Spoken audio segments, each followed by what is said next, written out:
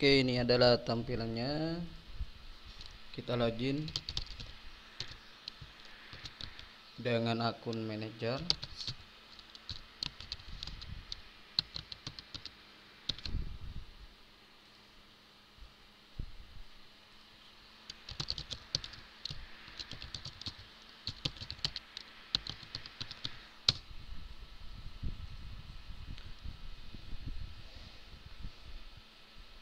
Di sini perbedaan home biasa dengan home full, tampilannya akan lebih full di ini. Jadi bagaimana tampilan home pertama ini untuk meringankan beban untuk load data. Kemudian di sini ada informasi penjualan. Jadi total transaksi harian, bulanan, sama tahun. Yang lunas berapa, yang belum lunas berapa. Oke, yang pertama kita kelola di admin. Ini sudah ada beberapa admin. Nanti ketika ingin menambahkan sales, silakan di sini pilih untuk kasir sales.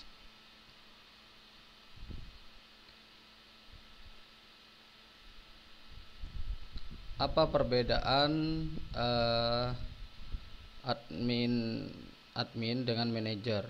Sebenarnya sama kalau admin gudang maupun pusat, cuma perbedaan nama saja. Tapi perbedaan dengan manajer ini, manajer dapat menambah atau mengelola tentang data admin, sedangkan admin tidak dapat menambah user baru. Jadi kalau mau menambah user baru melalui manajer.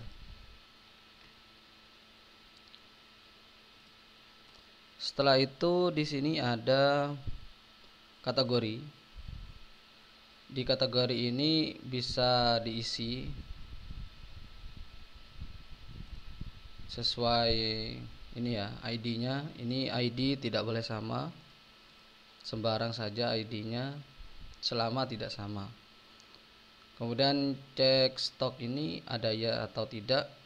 Jadi kalau iya itu akan dicek stoknya. Jadi selama stok itu masih ada, dia dapat terjual. Sedangkan tidak, ini meskipun stoknya kosong, dia bisa terjual. Perbedaannya itu saja. Setelah itu, kalau mau menambahkan supplier dari gudang, misalkan ketika kulaan boleh. Setelah mengisi kategori itu ke tambah data barang. Di tambah data barang ini kalau kita mau pakai kode manual silakan diisi. Kalau ada barcode tinggal scan. Kalau tidak ada, ingin otomatis, dikosongkan saja. Ini saya kosongkan.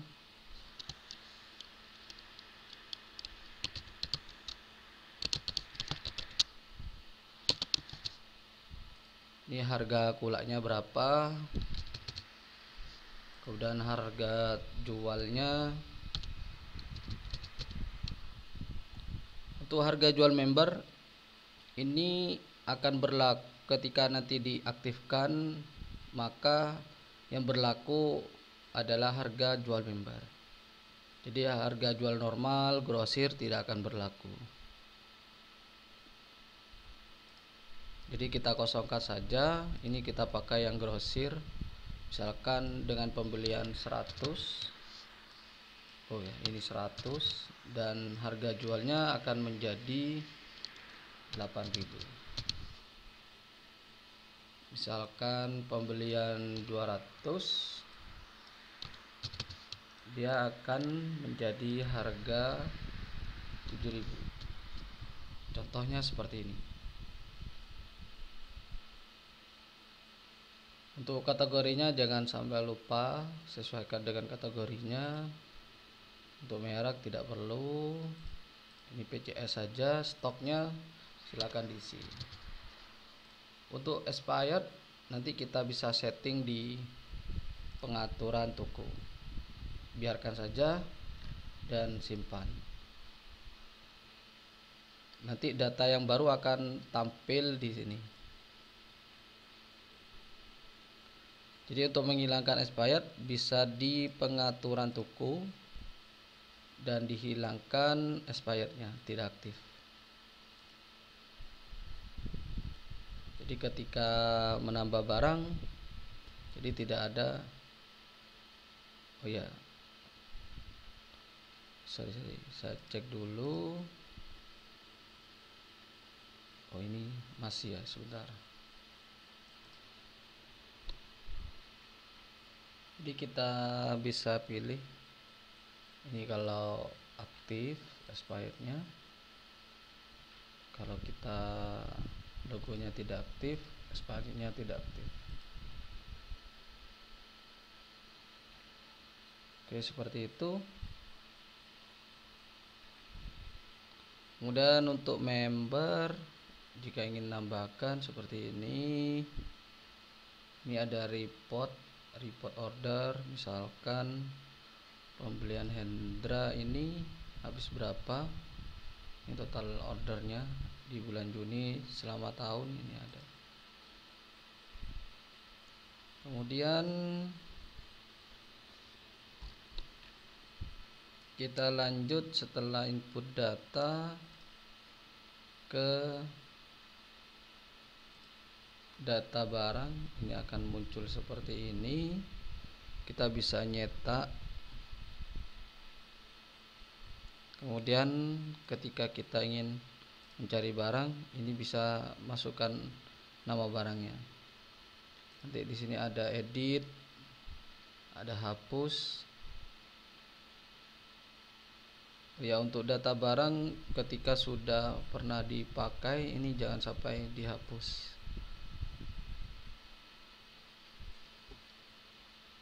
Oke, kita lanjut ke kasir. Ini saya akan login juga. Ini sudah login sebagai Rudy. Jadi ada 2 user yang berbeda. Ini kasir sales ya.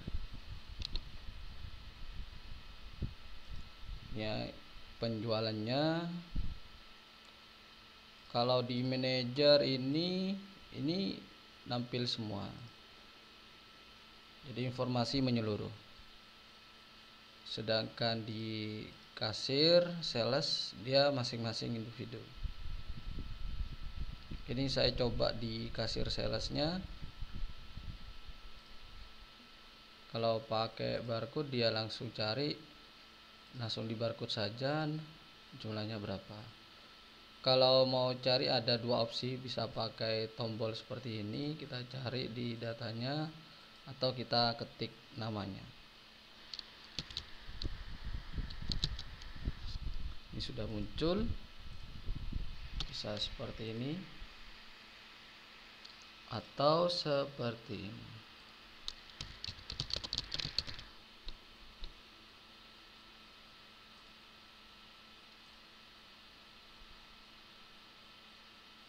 Jadi tergantung dari teman-teman ingin pakai seperti apa. Ini otomatis sudah 2. Kalau ingin mengganti tinggal ubah saja 5, enter.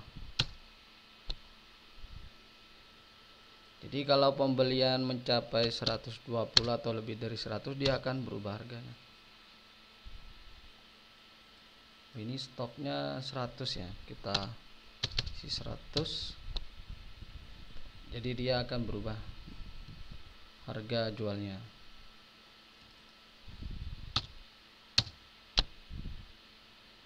Oke, untuk pembayaran bisa tekan tombol N atau klik di sini. Karena dia sebagai sales, dia otomatis belum lunas. Kalau ingin cari member, silakan bisa cari di sini, klik gitu ya. dan nominal bayarnya berapa.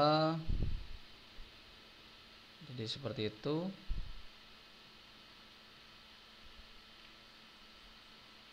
Kalau ada potongan kita tampilkan. Jadi sebelumnya ini kan potongannya tidak ada, jadi langsung bayar. Kita aktifkan yang untuk ketika ada pemotongan. Di pengaturan toko ada potongan tambahan di kasir, kita aktifkan. Jadi kita coba refresh,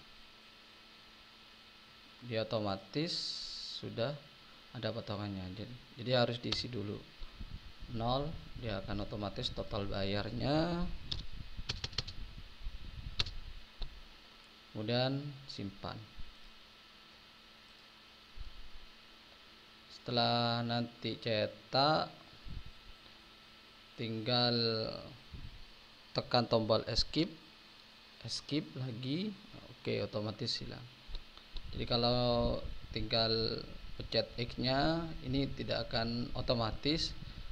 Jadi untuk menghilangkan perlu klik refresh. Jadi di sini ada transaksi. Oke. Ini saya coba transaksi menggunakan manajer.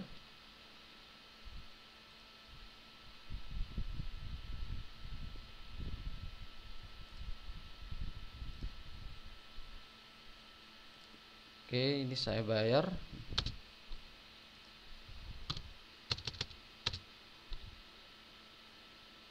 Ini lebihnya ya. Jadi kalau admin dan manajer dia ada dua opsi.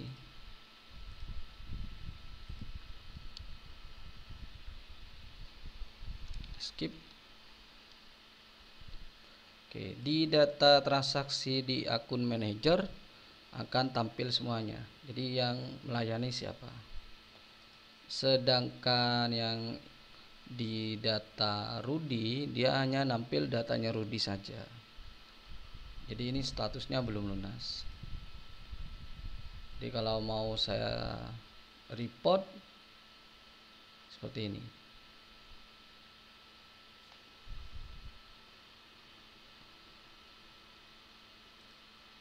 Jadi ketika nanti pelunasannya nanti akan dibayarkan, tinggal mencari ID berapa yang ingin dilunas, prosesi lunas, bisa cari di sini atau di lacak transaksi.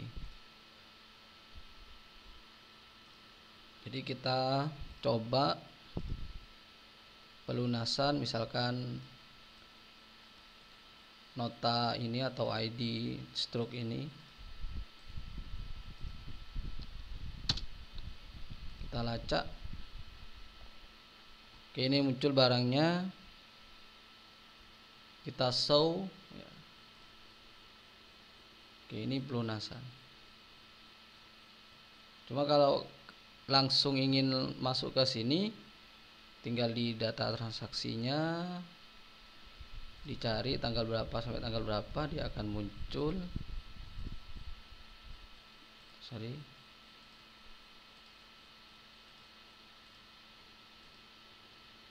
Ini muncul semua. Nanti di search-nya tinggal paste saja.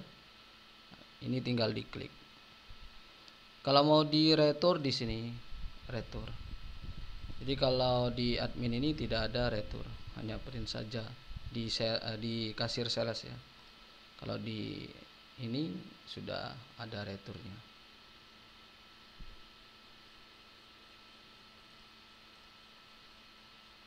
Jadi tinggal klik saja pelunasan, baru nanti dicetak kembali.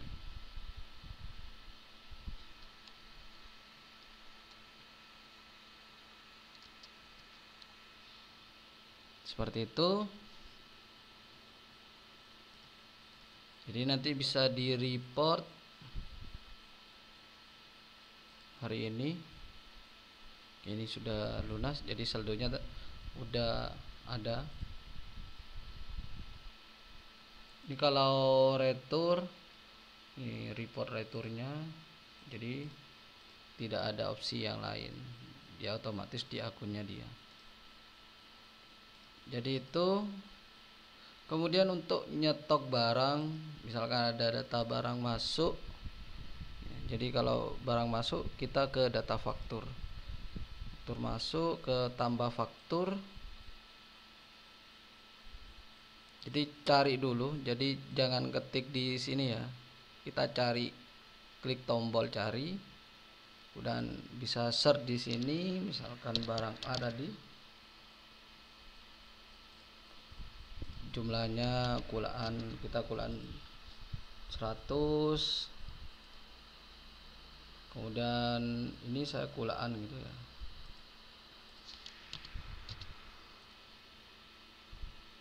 Oke, ini sudah banyak, ada keranjangnya. Kemudian pilih suppliernya dari mana tadi, habis belanja berapa, kalau ada tanggal jatuh temponya, kalau tidak ada ya klik saja di sini keterangan lunas. Jadi ini untuk kulaan.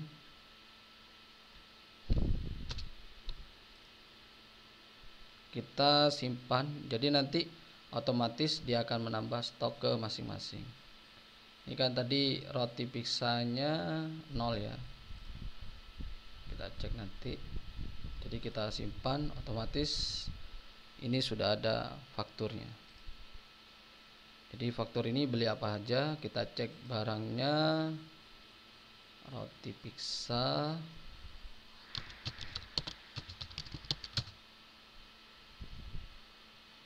oke, ini udah masuk stok realnya. Oke, itu untuk backup ya. Ini informasi ya, kulaan. Kemudian untuk backup tinggal klik di setting backup, udah seperti ini udah SQL nya.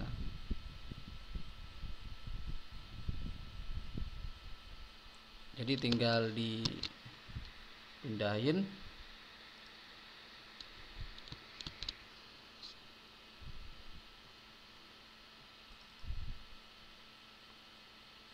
Ini udah SQL nya.